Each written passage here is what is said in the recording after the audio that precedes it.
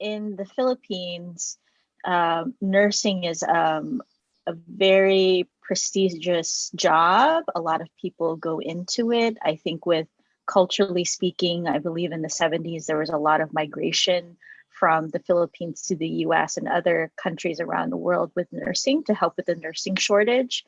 So it was seen as a good opportunity to grow professionally and be able to help your family financially. So in Filipino culture, it's seen widely as kind of a go-to job. Like if people say you got to be a lawyer, in certain cultures in Philippines, nursing is that. So at first, I didn't want to go into nursing because of that. As a teenager, you want to do your quote unquote own thing. And I actually was in school for music engineering. So I was ready to transfer to UCSD, actually. We did the tour.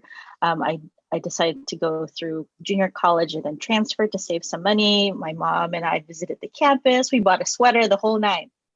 And then, and then I said, something in my gut told me this is not the route for you. You won't be fulfilled in this route. I don't know what came over me, and I said, you know what, I'm not going to go through with it. I'm going to go into nursing. And at that time, nursing schools were very impacted. So I had to do the long extra route where I had to have some medical background. So I did my MA first, and then I transferred to an associate school because that was the really only opening available without waiting.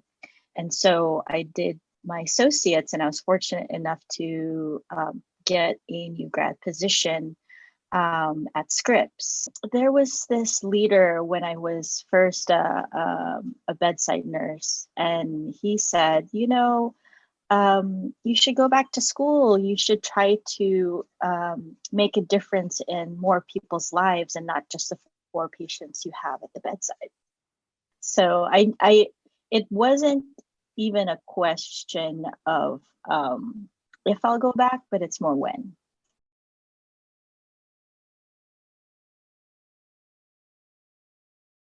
I think to keep in mind why you went into this profession, keeping the why, because if you lose that why, then you lose that compassion and drive to be in this field, because this field is very demanding physically, mentally, emotionally. You're going to see people at their worst. You're going to have to think on your feet on how to care for these patients in very complex situation, not only physically complex with the science, but socially complex. People not having insurance, people not having the resources they need. So it requires the why always in the forefront to be able to go through nursing.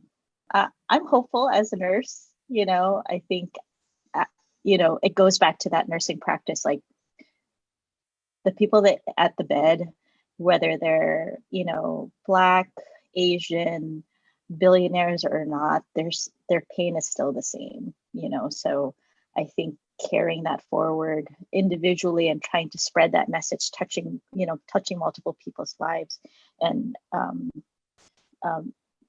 multiplying that message. So